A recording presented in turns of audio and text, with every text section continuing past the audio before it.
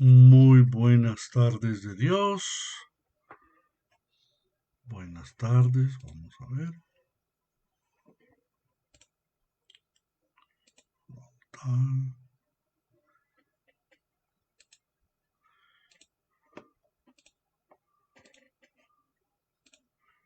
Buenas tardes.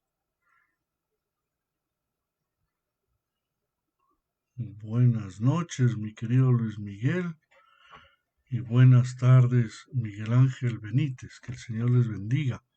Ya creo que apareció mi imagen. A ver, veamos si ya me ven. No se me ve. Vamos a ver si ya se me ve. Me dirán ustedes.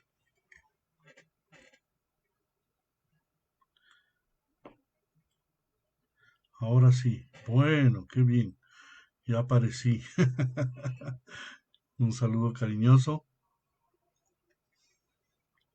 Buenas tardes en Ecuador. Buenas noches en los Países Bajos. Saludos a mi querida Margarita, Marina, Yepes, Terán. Que Dios te bendiga. Estamos comenzando esta tarde nuevamente con estos encuentros que quería llamarles paisajes de fe. Paisajes de fe, sí, porque un poquito es como ir caminando por ahí y mirar cosas muy bonitas cuando uno se las encuentra, ¿no? Que uno las valora. Estamos, ya son las 4:01 de este martes 9 de junio del 2020. Estamos 4 conectados, 5 en este momento, en esta transmisión. Y estamos haciendo una especie de meditación sobre este texto del libro Oración, Experiencia de Eternidad, del archimandrita Sofroni Sájarov,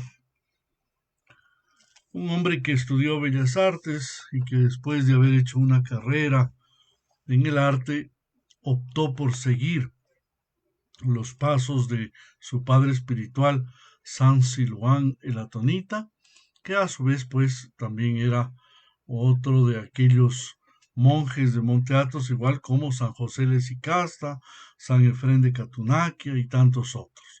Saludo cariñoso a Sandrita Jiménez y a Consuelo Almeida Victoria, que el Señor les bendiga también.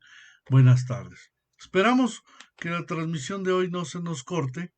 En general, como ustedes saben, está haciendo aquí en Quito un poco de lluvia a ratos y eso a veces complica un poco el internet, ¿no?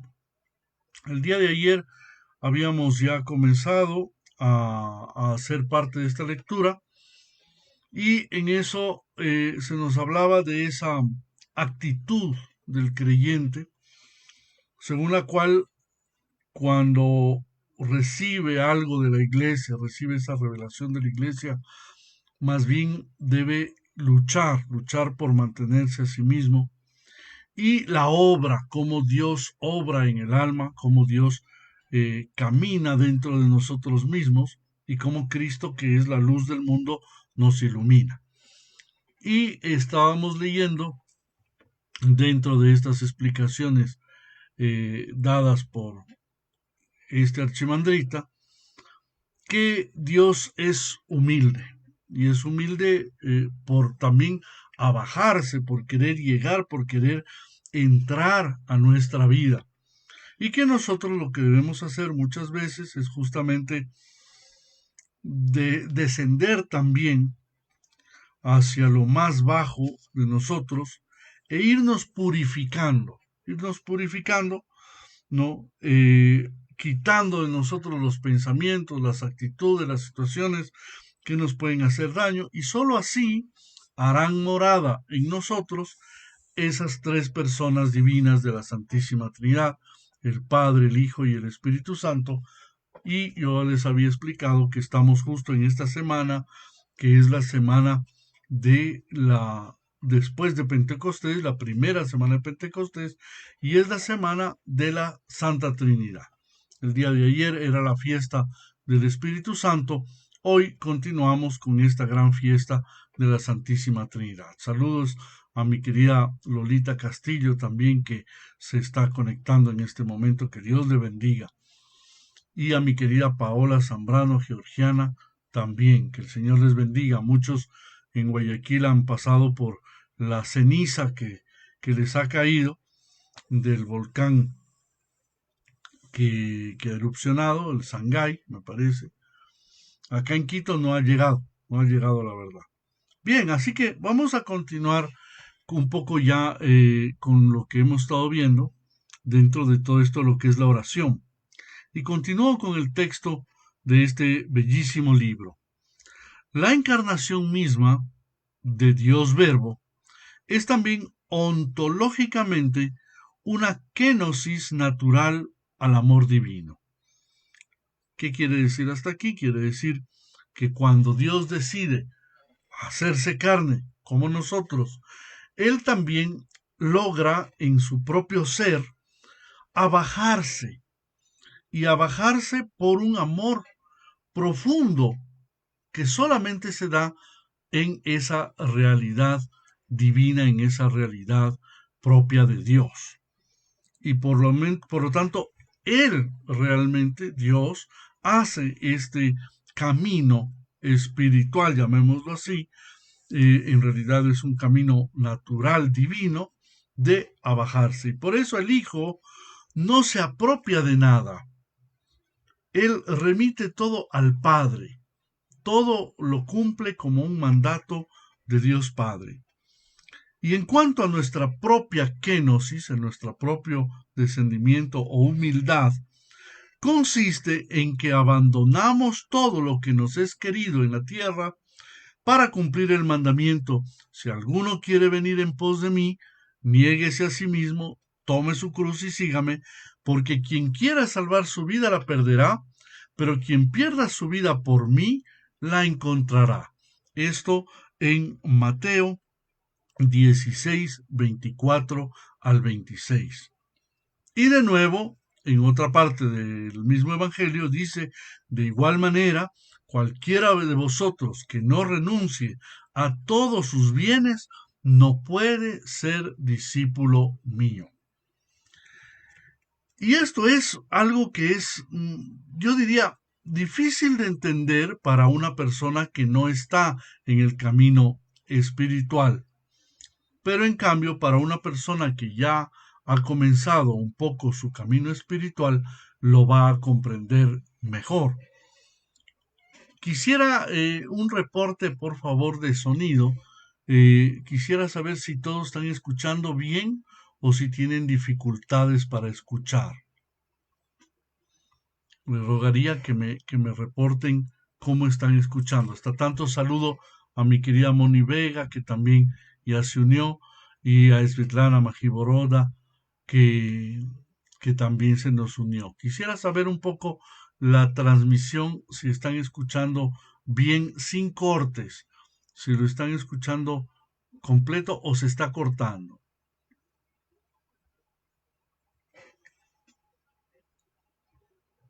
Se oye bien, fuerte y claro, cambio. Ok.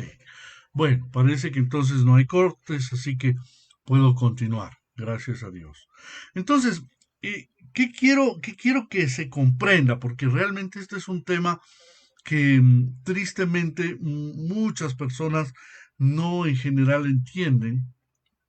Y es que así como Dios en su infinito amor por su preocupación por la humanidad descendió, bajó para hacerse uno igual que nosotros, asimismo nosotros también debemos hacer un proceso de renuncia, pero ese proceso de renuncia no es en el sentido de castigo o de dolor. Hay mucha gente que lo toma como una especie de maldad, como una especie de dificultad. Claro que cuesta. Todo en esta vida cuesta. ¿Quieres trabajar? Tienes que levantarte en la mañana e ir a trabajar. quieres verte bonito o bonita, tienes que peinarte, arreglarte, limpiarte. Es decir, nada es porque sí al natural inmediato, ¿no? Es decir, hay un proceso. Y mucho más aquellas cosas que se quieren en la vida espiritual. Cuando uno quiere, yo recuerdo tanto que hace muchísimos años era bastante más famosos, ahora bastante menos, aquellos bailarines o bailarinas de la danza clásica. Y verdaderamente ellos pues hacen toda una serie de posiciones y de ejercicios en su cuerpo en donde tienen que cuidarse y tienen que lograr extender sus músculos y su musculatura de tal forma que muchas veces son poses y formas que yo diría son casi imposibles para la gente común. Y sin embargo, ellos lo hacen y lo logran porque verdaderamente quieren encontrar esa perfección y esa belleza en el cuerpo. Y algunos de estos bailarines incluso sacrifican no solamente las horas de su día, sino su vida entera. Incluso muchos no pueden ni casarse ni tener una opción de una vida normal. ¿Por qué? Porque están dedicados a esta, vamos a llamarlo así, noble vocación del arte, ¿no? Y cuando se trata de nosotros intentar crecer en la vida espiritual, generalmente enseguida colocamos problemas y generalmente vemos dificultades y no existe renuncia. Casi siempre queremos de Dios recibir cosas, pero nosotros no renunciar y no dar nada. Este es el camino del Dios vivo. Se levantó un escriba y dijo para tentarle: Maestro, ¿qué he de hacer para tener la herencia de la vida eterna? Y él le dijo: ¿Qué está escrito en la ley? ¿Qué es lo que tú lees? Y respondió: Amarás al Señor tu Dios con todo tu corazón, con toda tu alma, con todas tus fuerzas, con toda tu mente, y a tu prójimo como a ti mismo. Entonces le dijo: Has respondido bien, haz esto y tendrás vida eterna. A la pregunta del escriba, ¿quién es mi prójimo?, el Señor respondió con la parábola del buen samaritano, cuyo sentido esencial en aquella época quedaba explicado por el mandamiento: Amad a vuestros enemigos, haced el bien, sin esperar nada a cambio, y vuestra recompensa será grande y seréis hijos del Altísimo. Lucas capítulo 6, versículo 35. San Siloán, padre espiritual de este archimandrita Sofroni Sájarov, describía que este estado de nuestro espíritu, es decir, cuando la gracia de amar a nuestros enemigos nos es dada de lo alto, como una experiencia de la eternidad, dentro de los límites de esta vida, decía a este propósito: el que no ama a sus enemigos no ha conocido a Dios como debe ser conocido.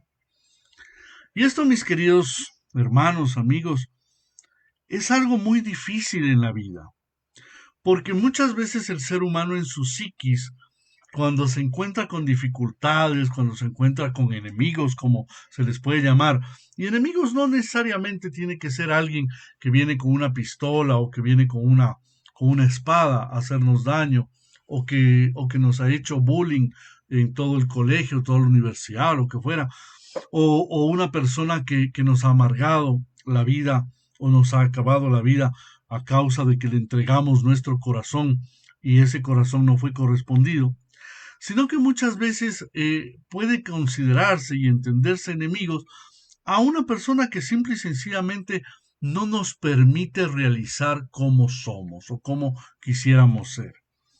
Y por eso muchas veces debemos pensar que uno verdaderamente no conoce a Dios o llega a no conocer a Dios porque verdaderamente no ha experimentado ese sobrepasar el dolor, sobrepasar la dificultad, llegar a amar más allá de un límite. Y justamente continúa diciendo el archimandrita Sophrony, en cuanto a mí, me atreveré a añadir a la caracterización de esta gracia lo siguiente. Quien es iluminado por la luz increada del Espíritu Santo, vive en su interior el paso de la muerte a la vida eterna y espontáneamente se compadecerá de todos aquellos que estén privados de la gracia. Quiere decir un poco esto que muchas veces cuando uno ya experimenta en su propia carne la iluminación del Espíritu Santo, uno ya comienza a mirar la vida de otra forma, no la ve dentro de los aspectos o dentro del recuadro que siempre nosotros le colocamos de la inmediatez, es decir, de las cosas de aquí, de esta vida, sino un poco más de la trascendencia. Y si bien es cierto, hay mucha gente que puede habernos hecho daño, haberse puesto en la posición de ser para nosotros una traba, de haber sido personas que nos quitaron muchas opciones o posibilidades. Sin embargo, cuando comenzamos a ver la vida en una perspectiva, en una forma de ver más trascendente y más profunda, ahí entonces estamos ya saliendo de esa esfera de la muerte que nos hace daño y yendo a la verdadera vida. La verdadera muerte no es la muerte física. La muerte física es un paso natural, es un paso evidente que todos los seres humanos tenemos. Pero hay una segunda muerte que es peor, que es la muerte de la persona que no le importa la vida espiritual. Es la persona que tristemente no valora las cosas trascendentes, las cosas eternas, y se quedan en cosas vanas, inmediatas, como yo recuerdo y me pasa frecuentemente, muchas personas me piden, ore, por favor, Vladica, por la salud de Juanito, Pepito, Manuelito. Ore por la solución del trabajo o de la situación de tal o cual persona. Correcto, eso son cosas inmediatas, pero no se preocupan de la salvación de esa persona. Y a veces la pobreza, la desgracia, el rechazo, la quiebra, las vivencias de decepciones amorosas profundas, la soledad, son cosas que Dios pone en la vida de las personas, permite en algunos casos, manda en el caso de otros, ¿no? Para que verdaderamente la persona pueda reestablecer una nueva fórmula de vida, una fórmula que vaya más allá de la inmediatez. Así este hombre está libre del temor a los sufrimientos y conoce entonces el pensamiento del Padre sobre él. ¿Qué es lo que dice el Padre sobre nosotros? O debería decir, Hijo, tú siempre estás conmigo y todo lo mío es tuyo. Y si el Padre nos da todo lo que Él posee, que es la gracia, la vida sobrenatural, en el alma, esa alma debe estar celebrando, alegre, cuando el hermano que estaba muerto vuelve a la vida para participar de la gloria incorruptible en el cielo del Dios vivo. Por lo tanto, una de las cosas que dice en este librito el archimandrita Sophrony, ser cristiano significa creer en la resurrección de los muertos, esperar la adopción filial del Padre que está en los cielos, recibir la semejanza divina y convertirse por un don del amor del Padre en aquello que Él es por esencia, es decir, un Dios. ¿Cómo es posible todo esto que nos dice Vladica, caray? Es que parece algo inconcebible. Nunca nos habían dicho que ser cristiano era ir a la celebración, a la misita, cumplir con tal o cual cosa, rezar tal oración. No, señores, la vida cristiana exige cosas más fuertes que lo que a veces nos lo plantean. Lo que pasa es que en la pedagogía de algunos nos han enseñado un poco a que bastaría hacer ciertas cosas porque presuponen que así deberíamos llegar al conocimiento de estas verdades. Pero aquí está muy clarito. Ser cristiano significa creer primero en la resurrección de los muertos.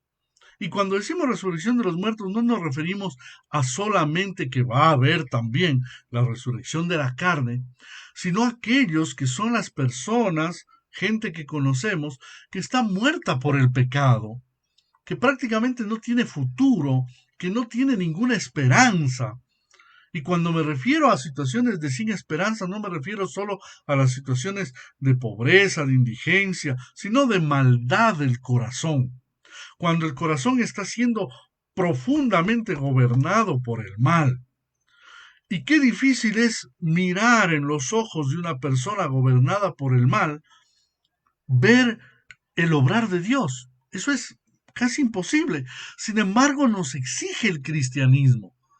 Si nosotros tuviéramos la capacidad real en nuestra oración de comprender el actuar de Dios constante en la vida de las personas, podríamos mirar esa iluminación en los ojos, incluso de aquellos que son malvados y de aquellos que han dejado totalmente, ganarse totalmente por el mal. Segunda cosa que nos dice el archamandrita Sofroni, esperar la adopción filial del Padre que está en los cielos. Y es que primero nosotros no somos, aunque somos criaturas de Dios, nosotros no somos dignos ni en naturaleza, ni en esencia, ni en acto de poder recibir nada de Dios. Nosotros no tenemos ningún derecho. Hay mucha gente que cree que tiene el derecho y lo peor es que realmente lo tienen en la cabeza grabado. Piensan que basta con que pidan, con que hagan una oración, con que recen una novena, ya Dios les tiene que dar o les tiene que escuchar. No es así, eso es una falacia. Nosotros no merecemos absolutamente nada. Ha sido Jesucristo nuestro Señor que habiendo tomado nuestra naturaleza humana y habiendo muerto en la cruz, con esa muerte tan horripilante, en la cual Él dejó y vertió totalmente su sangre por nosotros, hasta la última gota, que por esa sangre nosotros somos redimidos. Ahora, hay mucha gente que utiliza esa frase, ya sea en el protestantismo, ya sea en el catolicismo romano, dices que hay que bañarse con la sangre de Cristo. Haz un acto así como de imaginación, imagínate que Jesucristo está bañándote con la sangre. Y esto es lo que muchos teólogos, yo diría, o pensadores cristianos evangélicos, continuamente dicen. Dicen, Jesús que muere en la cruz, derrama su sangre sobre el hombre que es pecador. Y cuando es bañado por la sangre que cae de la cruz, el Padre que está mirando de fuera el sacrificio de su Hijo, viendo que la sangre cae sobre el ser humano, entonces lo toma al ser humano y lo acepta creyendo, al ver la sangre, creyendo que es su hijo. Esta, que es una frase, yo voy a calificarla algo así como romántica, ¿no? Daría a entender equívocamente dos cosas. Una, que el Padre es tan, perdón lo que voy a decir, que Dios me perdone, pero es así como lo presenta, que el Padre sería tan tonto que viendo la sangre no reconocería que es otra persona. Y segundo, que es tanto el sacrificio de Cristo que a nosotros nos incapacita de cualquier otro acto. Esto es parte de una propuesta teológica del protestantismo. No conozco cuál de las ramas es exactamente, pero así es como lo plantea. Plantea de que la sangre de Cristo baña al pecador y que por lo tanto Dios Padre acoge al pecador creyendo que es su Hijo amado en razón del sacrificio de Cristo en la cruz. Hasta aquí es algo bonito, es algo que también lo dice San Pablo en sus cartas, de que la sangre de Cristo es la que nos ha ganado el reino celestial. Sin embargo, debemos tener cuidado de quitar de nosotros la capacidad de entender que el Padre sabe muy bien tanto el sacrificio y el precio que ha sufrido Jesucristo, como el que nosotros voluntariamente también aceptemos el baño de su sangre. Pero aceptar el baño de su sangre, cosa que sucede a veces después en las devociones católicos romanas, a veces pasa, que en cambio rezan, por ejemplo, el rosario de la Santísima Sangre, la medallita de la Santísima Sangre de Cristo. Indudablemente la sangre de Cristo tiene poder, y esto lo repiten muchos, es que la sangre de Cristo tiene poder, correcto. Pero ¿en qué sentido tiene poder? En que Él la ofreció voluntariamente y nosotros la acogemos, pero no por una medalla, no por un rosario, no por un símbolo, sino por la realidad de nuestra vida cristiana.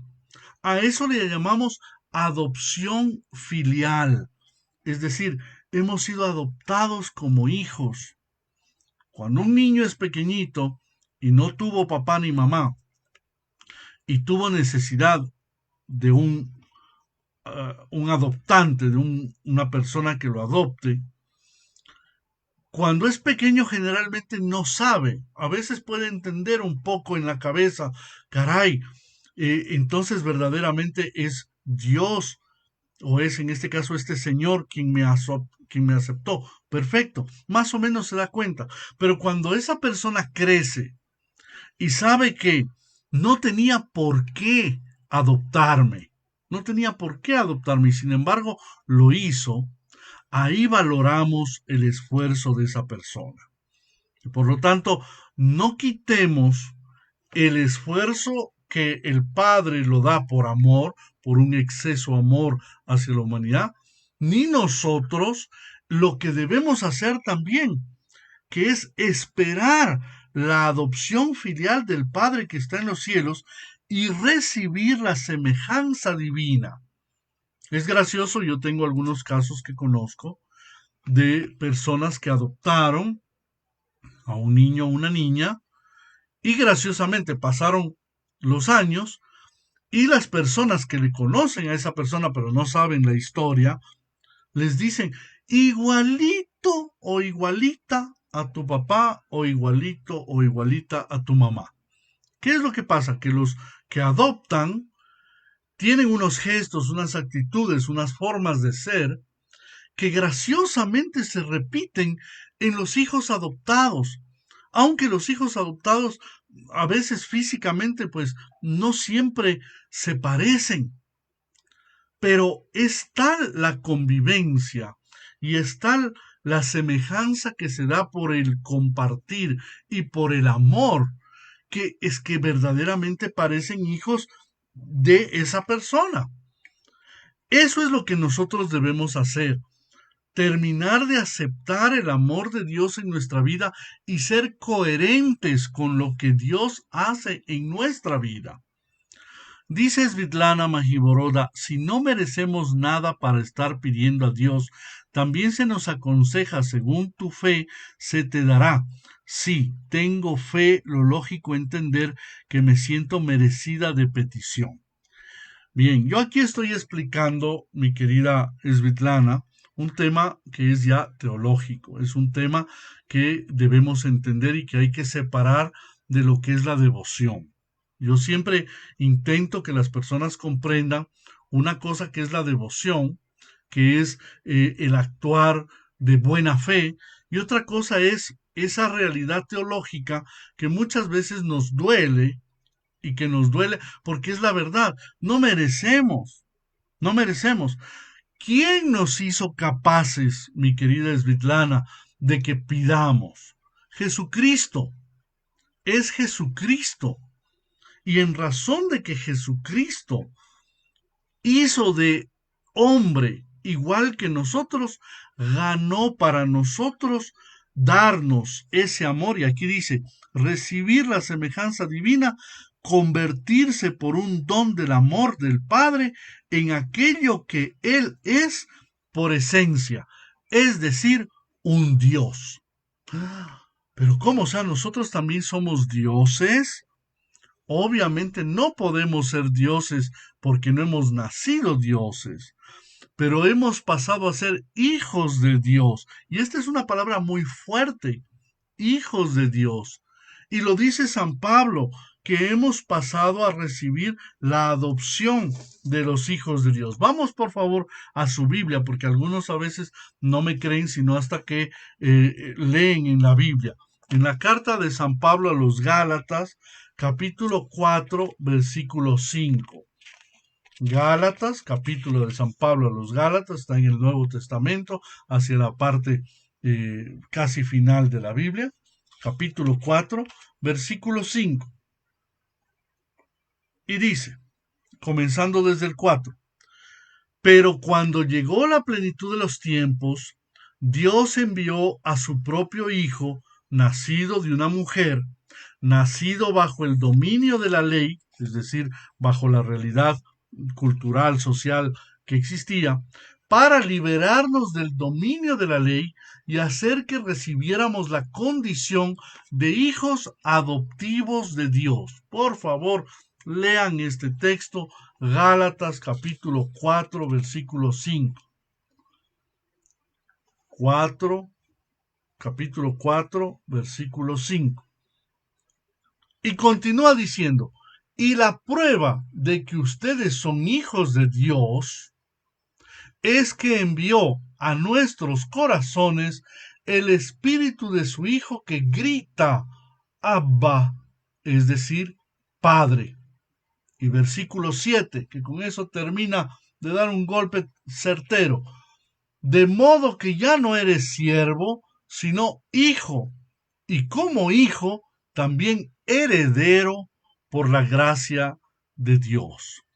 Esto es lo más hermoso que te puedas encontrar. Hay muchísimos textos hermosos en la Escritura, pero este nos da a comprender Gálatas capítulo 4 versículos 4, 5, 6 y 7. Nos da a entender que Dios es tan grande su amor, no solamente que vino a sus criaturas como si estuviera cuidando perritos o gatitos o pajaritos, nada más. No, yo cuando tengo un perro, cuando tengo un gato, cuando tengo un pájaro, obviamente no somos de la misma naturaleza. Son de una situación, una condición distinta. No son seres humanos. Claro, hay gente que se sobrepasa y a algunos animales les da condiciones casi humanas, erróneamente, equívocamente, porque lo lógico es que diera espacio a tener en su vida justamente realidades más bien otras humanas y acogiera. Qué hermoso sería que todas las familias, en cuanto tengan necesidad o capacidad, pudieran adoptar. La adopción es verdaderamente un camino, incluso espiritual, que ayuda mucho a las personas a crecer como seres humanos. Pero entonces, cuando nosotros nos sentimos adoptados por Dios, ¿no? Pasamos a ser parte de Él. Y estas son las promesas que Dios nuestro Padre nos hace a los que hemos creído en Jesucristo y hemos creído que Él es Hijo unigénito y consubstancial al Padre. Es un gran pecado, dice el archimandrita Sofroní, el rebajar la revelación sobre el hombre que nos ha sido dada en el Espíritu Santo, tal como fue concebida por Dios antes de la creación de este mundo visible. El castigo de este pecado, que es no creer en la resurrección, tiene un carácter especial, porque al rechazar el don de nuestro Creador, nos condenamos a nosotros mismos. ¿Y por qué lo rechazamos? ante todo porque el don del Padre se adquiere mediante un gran esfuerzo y sufrimiento. Y este tema es muy vasto, dice. ¿Quién estará en condiciones de exponerlo con claridad a las personas de distinto nivel de conciencia y de comprensión? ¿Quién podrá describir de manera adecuada la admiración de nuestro espíritu, especialmente cuando a la luz de la divinidad se nos abren los caminos llenos de sabiduría del Dios vivo? ¿Cómo podemos, sin embargo, creer en la posibilidad de una resurrección eterna después de nuestra muerte corporal?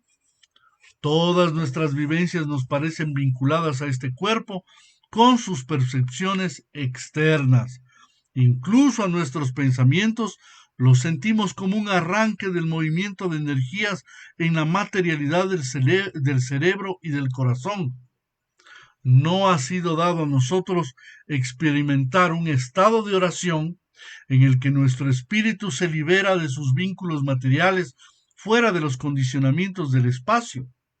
No importa, nosotros creemos en la ciencia con una fe ingenua a pesar de su evidente relatividad. Con el fin de asimilar los últimos descubrimientos, dedicamos desde nuestra infancia decenios de constantes esfuerzos en sus niveles más elevados. La ascesis espiritual va incomparablemente más lejos que cualquier ciencia humana. Sin embargo, en sus fases iniciales es simple e incluso alegre. Intentemos explicar las verdaderas razones por las cuales los hombres rechazan el seguir a Cristo como la verdad. Bien, todo esto que acabo de leer, un texto largo, y es un texto un poco difícil de comprender, ¿no? Habla que existe una realidad mucho más allá trascendente, una realidad en la cual Dios quiere verdaderamente hacernos partícipes, no solamente, vuelvo a repetir, de que nosotros seamos cuidados como parte de la creación, como una cosa más, sino que nos quiere hacer participar de una realidad divina. Pero verdaderamente, a veces el ser humano, la gran mayoría de veces, rechazan esa concepción, esa aceptación de la resurrección de Cristo. Y es que el ser humano y las personas en general no les interesa entrar al tema de la resurrección. Recuerden aquel caso de San Pablo, que dice que llegó a Grecia, al lugar del Areópago, y que vio que habían muchos hombres que pasaban horas discutiendo sobre la verdad, sobre la belleza, sobre la vida, sobre tantas cosas, ¿no? Y los atenienses, los griegos atenienses, tenían en su manera de pensar el concepto de que había que tener dioses para todo. Una diosa para el amor, otra diosa para la felicidad, otra diosa para la guerra, otro dios para la guerra, otro dios para el mar. Habían dioses para todo.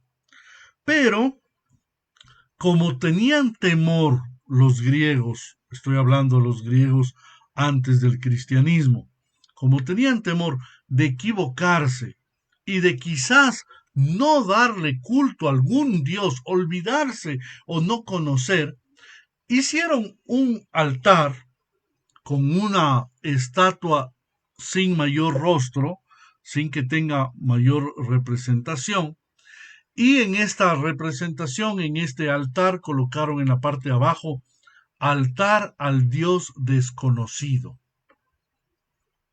Y cuando San Pablo fue a hablar con estos grandes hombres que pensaban y que meditaban sobre tantos valores, les dijo, vengo a hablarles de aquel Dios que ustedes mismos han colocado en las calles de Atenas como Dios, altar al Dios desconocido. Vengo a hablarles de un Jesús de Nazaret que murió y resucitó por nosotros. Y cuando le oyeron la palabra resurrección, estos griegos enseguida dijeron, mira, hoy estamos muy ocupados como para escuchar esto de resurrección. Ven otro día para que conversemos. Así es el mundo. Y esto se sigue repitiendo 2000 años después. La gente es tan ignorante, porque realmente no hay otro término, y con esto no estoy insultando a nadie, estoy hablando de una condición que hoy en día cada vez es más frecuente. Pese a que tenemos tantos medios para conocer la verdad, preferimos las historias, las leyendas, los cuentitos, las fantasías, como yo digo un poco en son de broma, digo las fumaderas, es decir, lo que alguien se ha fumado marihuana y se inventa algún cuento, pues esas personas o esas historias son más creídas, más creíbles, más aceptadas que el mismo Evangelio, que tiene comprobación histórica. Entonces, ¿cuántas veces también en nuestro corazón no le damos cabida a entender que Jesucristo ha resucitado y al volver a la vida nos da la oportunidad a nosotros también de volver a la vida y de poder acceder, porque Él se volvió hombre, acceder al reino celestial? Y esto es lo gracioso que explica justamente el archimandrita Sofroni. Dice, ¿cuántos años nosotros gastamos estudiando, investigando? Hay que hacer la tesis, hay que cumplir con no sé qué otras cosas de estudios, ¿no? Hoy por hoy, con toda esta tecnología, todas las cosas se tienen que leer, etcétera, etcétera. Y gastamos años. Si hacemos análisis, no tenemos jardín de infantes, por lo menos en mi época, 6 años de primaria, otros 6 años de secundaria. Ahora han cambiado y es de otra forma, pero es en definitiva lo mismo, ¿no? En definitiva, 12 años de estudios para de ahí pasar a la universidad, otros 3, 4, 5, 6, 10 años más. Y terminamos nuestra vida, digamos así, iniciamos nuestra vida a los 20, 25, 30 años, solo estudiando, estudiando. ¿Y estudiando para qué? Para creer cosas que nos dicen que son verdad. Y hacemos un acto de fe. Yo, por ejemplo, no he viajado a China. Tuve la oportunidad de ir a Corea ahora al inicio de este año 2020. Sin embargo, yo no conozco China, pero todo el mundo me habla de China, me dicen que ha habido un coronavirus que ha salido de China, que ha habido un lugar que se llama Wuhan, que había un mercado de animales, que puede ser que de ahí. Y yo creo, eso es un acto de fe.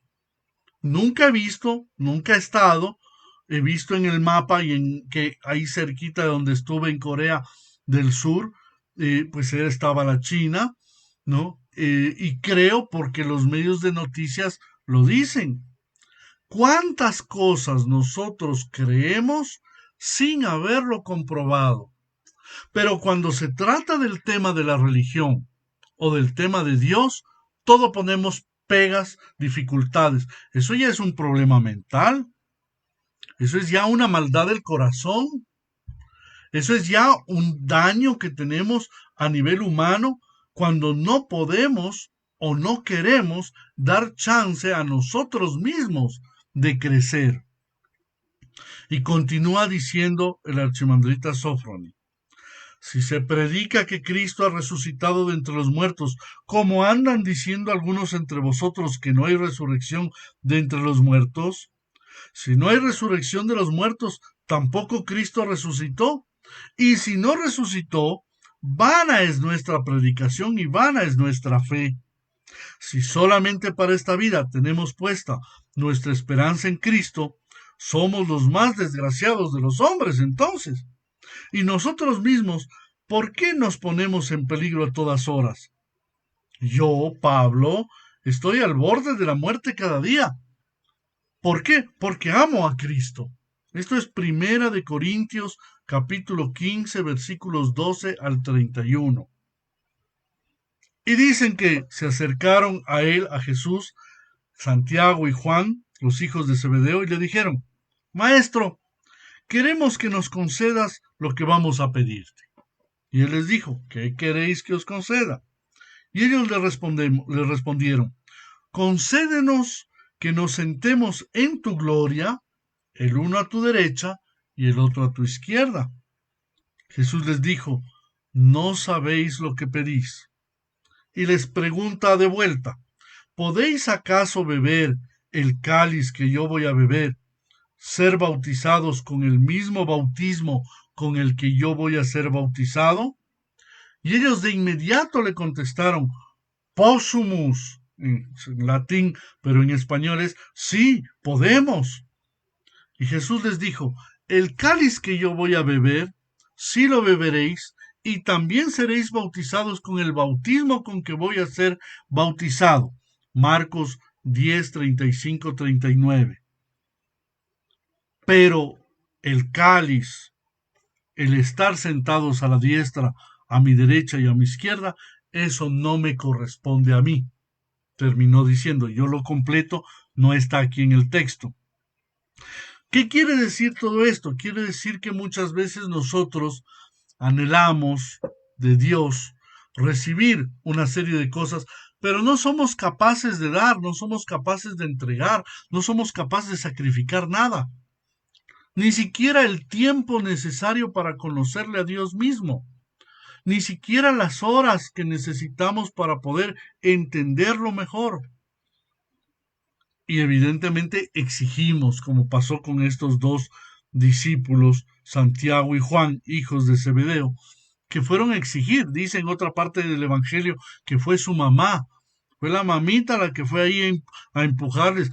Diles que ya que le está siguiendo, que te garantice que mañana les va a poner a ustedes en el sitial más importante. Esa mamita interesada, ¿no? Se apartó de ellos como un tiro de piedra, continúa, y puesto de rodillas oraba diciendo, Padre, si quieres, aparta de mí este cáliz. Y sumido en angustia insistía más en su oración, y su sudor se hizo como gotas espesas de sangre que caían por tierra. Lucas capítulo 22, versículos 41 al 44. ¿Qué es esa copa? La profundidad de su misterio se nos escapa y en nuestro intento de seguir a Cristo en el camino de cumplimiento de los mandamientos, nosotros bebemos inevitablemente y constantemente esa copa. Pero lo que Cristo pensó y vivió en aquella hora no lo podremos comprender plenamente. Sin embargo, alguna analogía guardada necesariamente con la nuestra, como él mismo dijo, el cáliz que yo voy a beber, sí lo beberéis. La misteriosa es la copa de Cristo, pero nuestra copa también escondida a la mirada de los extraños. ¿Qué quiere decir esto el archimandrita Sofroni? Cada uno de nosotros, queridos amigos, hermanos, hijos espirituales, tendremos que sufrir. No sabemos qué, no sabemos cómo, no sabemos de qué manera, pero vamos a tener que pasar para purificar nuestra vida. A unos quizás les toque en su juventud, a otros quizás en su madurez, a otros quizás verdaderamente tengan que vivirlo y sufrirlo en su ancianidad. Alguno quizás tendrá que vivirlo a través del martirio, de verdaderamente sufrir y de morir por Cristo. Y otros tendrán que llevar una vida totalmente normal sin que parezca que sea de ningún sufrimiento. Pero todos tendremos que pasar esta prueba. Pero si solamente para esta vida tenemos puesta nuestra esperanza en Cristo, es decir, tenemos nuestros ojos solamente para pedir, ay Diosito, que me llegue la platita, ay Diosito, que me llegue el trabajito, ay Diosito, que esté yo sano. Y no pides para ir más allá, para trascender, para santificarte. Eres el más desgraciado de los seres humanos, porque te has quedado en cositas tan básicas, tan chiquitas, tan inútiles, que no has trascendido. Bien, hemos llegado hasta este punto de la lectura del día de hoy. Quisiera que si hay alguna pregunta, aprovechemos ahora, son las 4:49. He avanzado dentro de este librito de la oración del archimandrita Sofroni, Experiencia de Eternidad, y verdaderamente hemos tocado varios temas interesantes. Me gustaría saber si hay alguna pregunta. Vamos a ver si aparece alguna pregunta de parte de ustedes.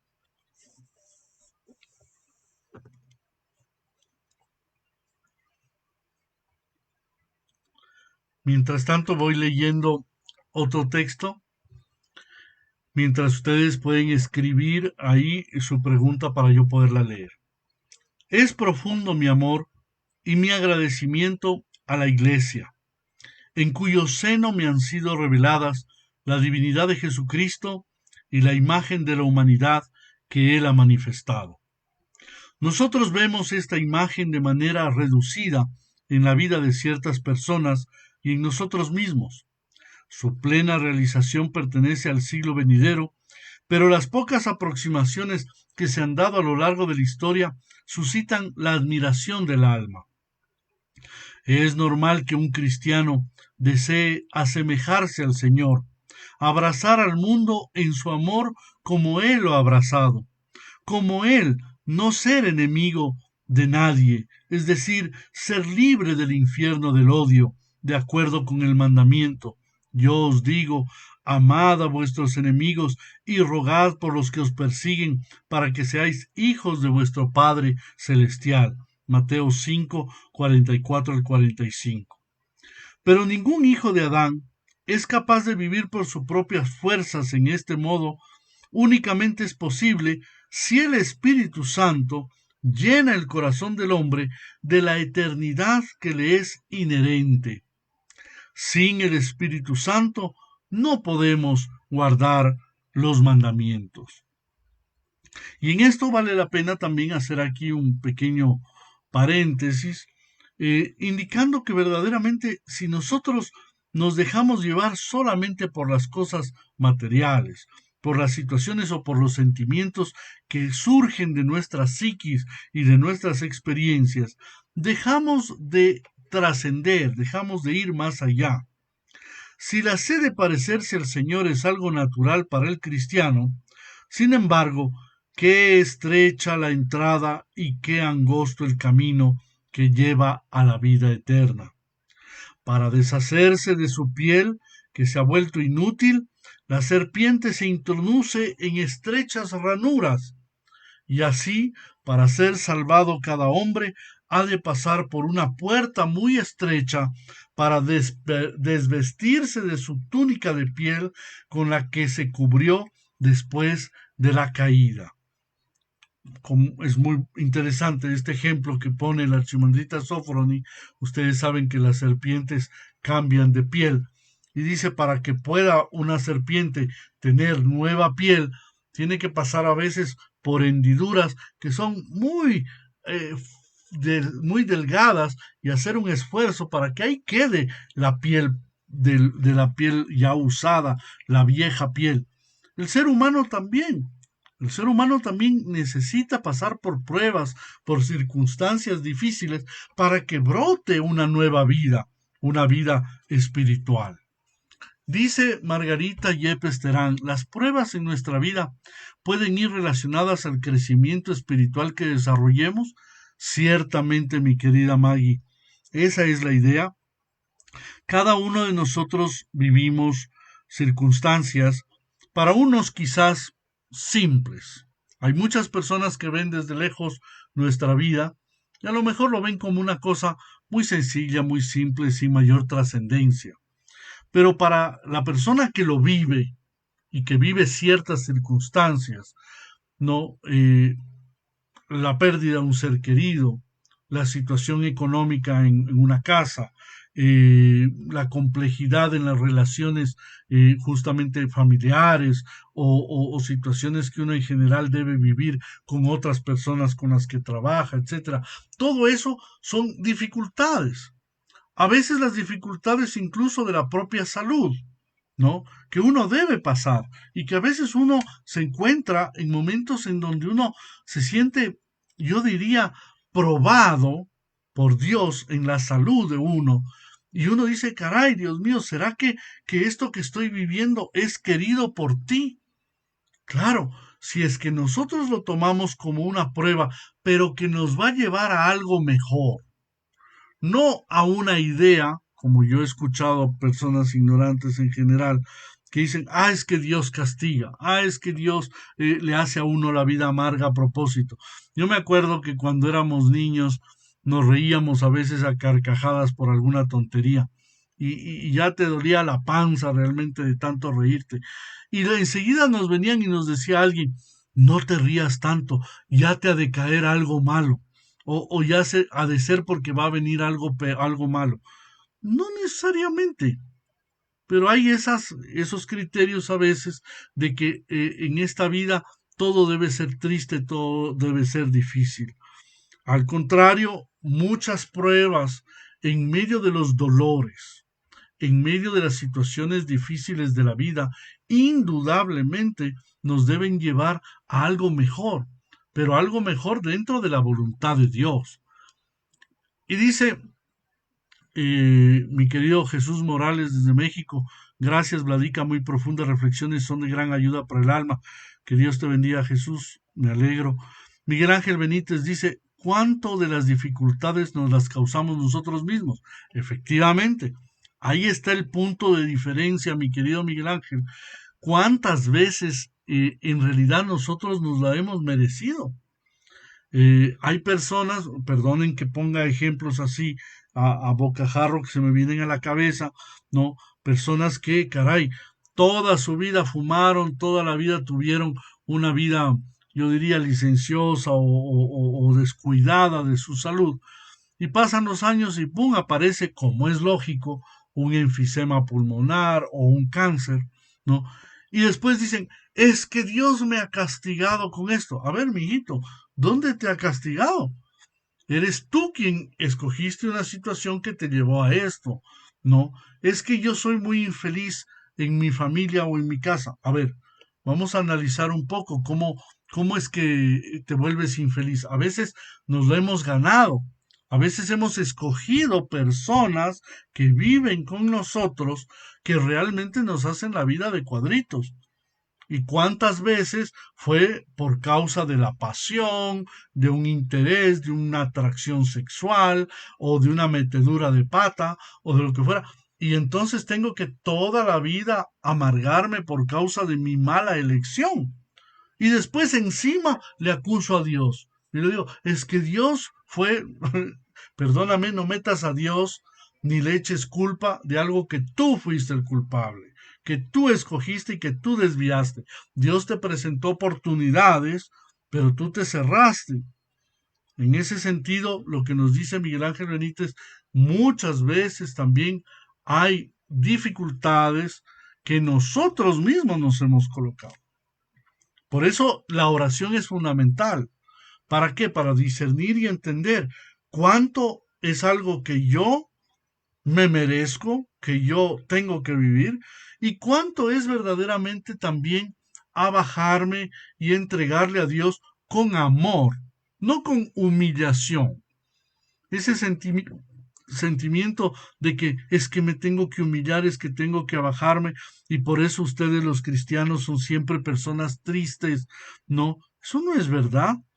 El cristianismo es un cristianismo alegre, mientras se viva en la resurrección de Cristo. La vida humana, desviada del amor de Dios, siempre lleva tristeza, pero la vida humana, llevada en la voluntad de Dios, siempre termina llevando a alegría. Alguno me preguntaba, una persona conocida, querida mía, me decía, ¿por qué escogiste ese camino en donde no puedes tener ni, ni, ni entradas económicas tuyas personales, no puedes tú mismo administrar tus cosas, no tienes la posibilidad de irte de vacaciones cuando te dé la gana? ¿Por qué? Porque escogí una vida más hermosa, distinta de la que el mundo me propone. A lo mejor si yo no hubiera escogido el camino del sacerdocio, estaría casado con hijos y estaría viajando o estaría haciendo mucho, quién sabe, ¿no? O a lo mejor me hubiera tocado una mujer monstruosa, ¿no? Dios me haya librado de una situación así, supongamos. Pero en la vida que yo escogí, es la vida que me llena y que me da una satisfacción espiritual incomparable, incomparable, aunque no deja de tener situaciones dolorosas o dificultades. O sea, hoy mismo, perdonen que haga un comentario fuera de sitio, hoy mismo he tenido que ir al dentista, me van a tener que operar el día jueves no voy a poder estar con ustedes y me tienen que extraer 3 muelas.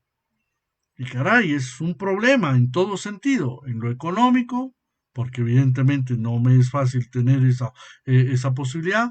Segundo, porque es de alguna manera peligroso o es difícil.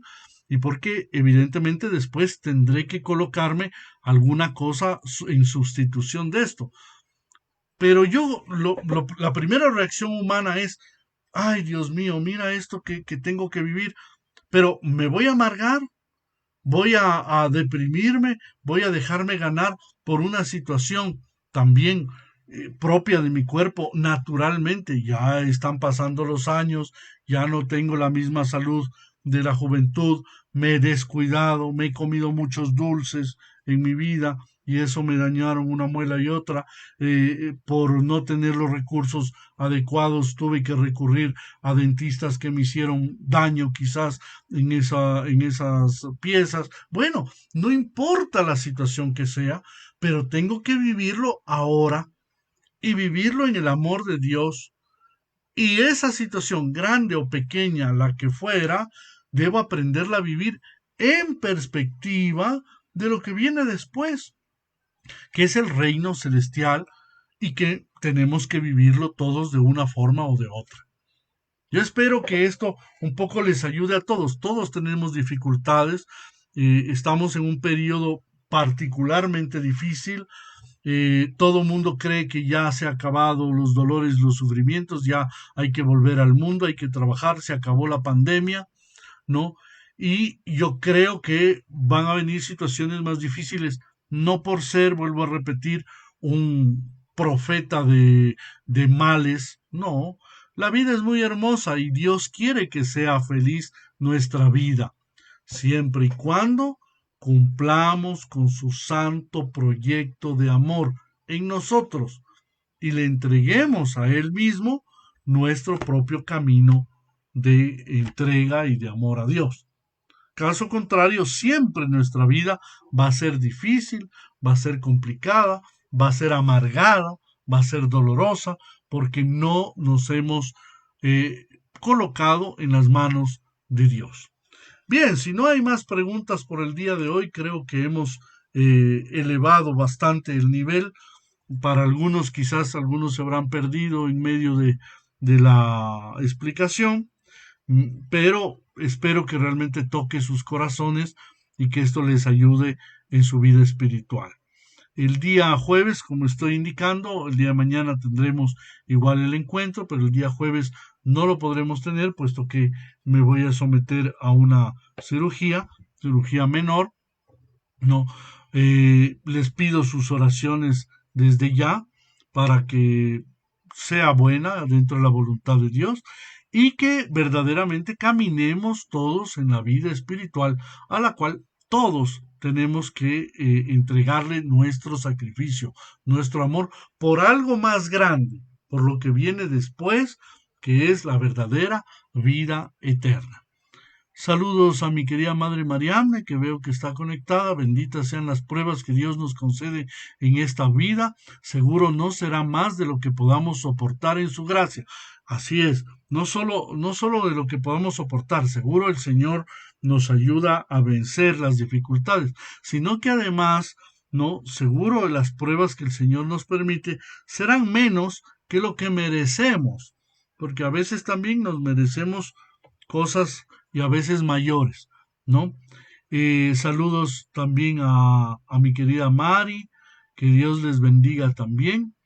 Y a todos, a mi querida Margarita Yepes Terán, que Dios les bendiga.